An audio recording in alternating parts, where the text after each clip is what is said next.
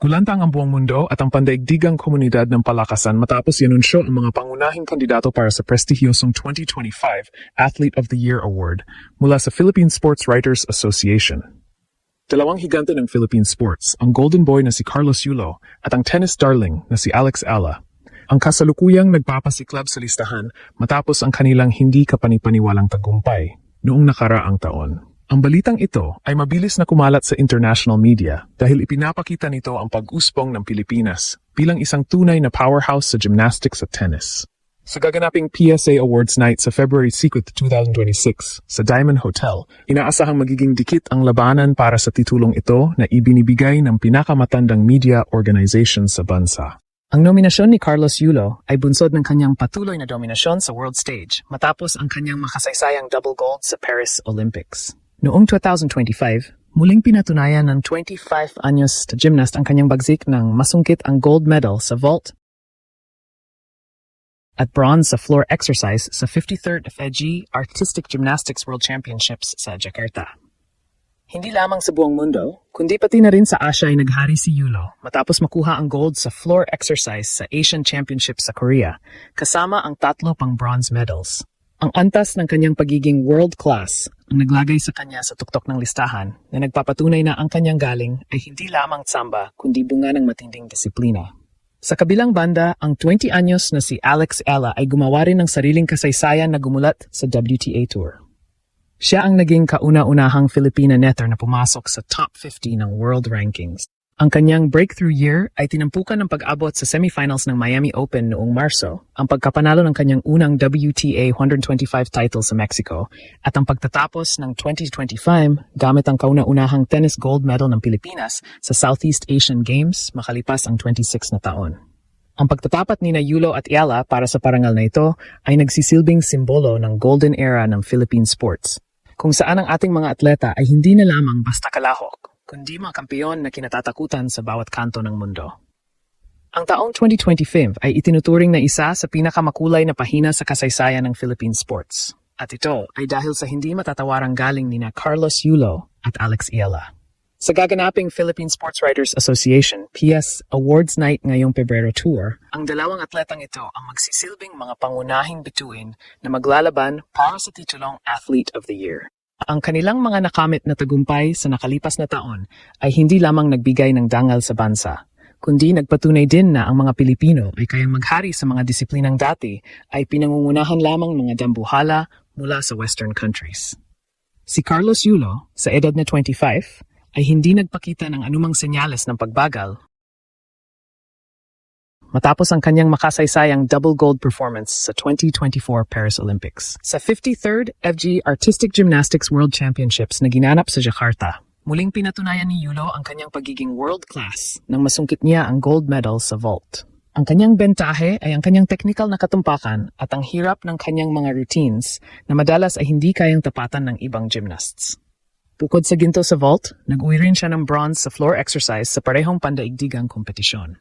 Hindi rin siya nagpaawat sa Asian stage, kung saan pinataob niya ang mga kalaban upang makuha ang gold sa floor exercise sa Artistic Gymnastics Asian Championships sa Jecheon, Korea.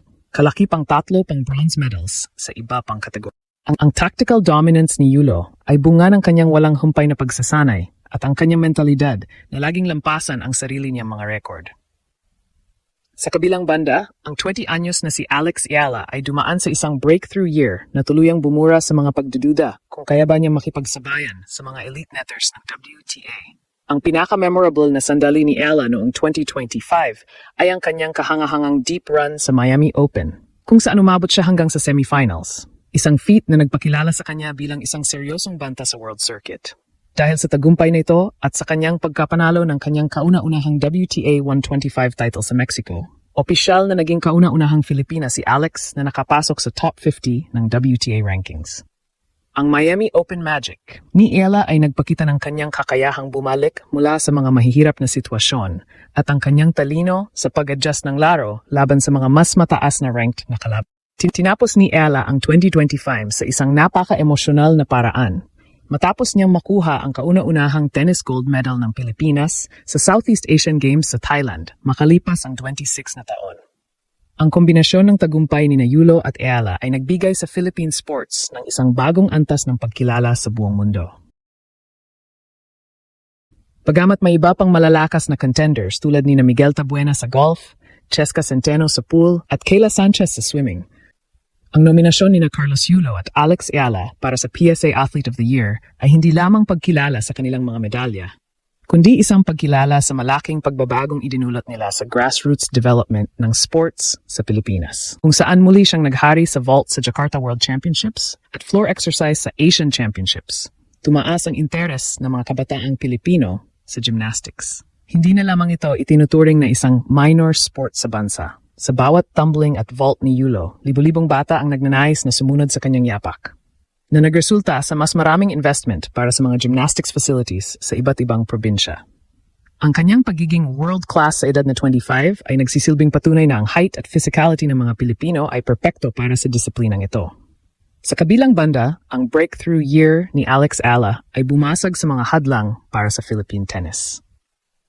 Ang pagiging kauna-unahang Filipina na pumasok sa top 50 ng WTA rankings matapos ang kanyang semifinals run sa Miami Open at pagkapanalo ng WTA 125 title sa Mexico ay nagbigay ng mensahe na kayang makipagsabayan ng mga Pinay sa world stage.